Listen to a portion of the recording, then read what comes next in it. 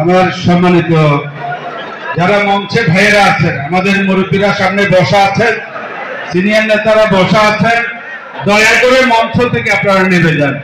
আমরা আব্দুল্লাহ আল নোমান সাহেবের প্রতি শ্রদ্ধা দেখিয়ে, ওনার ছবিটা পিছনে আছে, ব্যানারে ওনার নাম আছে, তো ব্যানারটা যে দেখা যাচ্ছে না আমাদের কারণে, আমরা এখানে উপরে কেউ থাকবো না।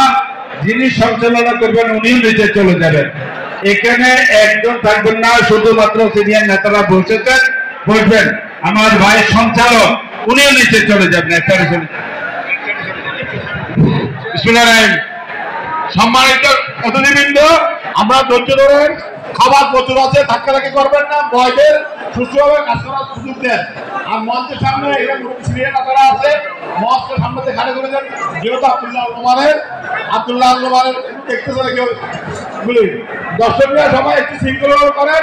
এগুলো শুধু আমাদের দায়িত্ব না, প্রত্যেকটি নেতা কর্মীর দায়িত্ব ভালো করে সুস্থ করে সবাইকে খাওয়ানোর জন্য।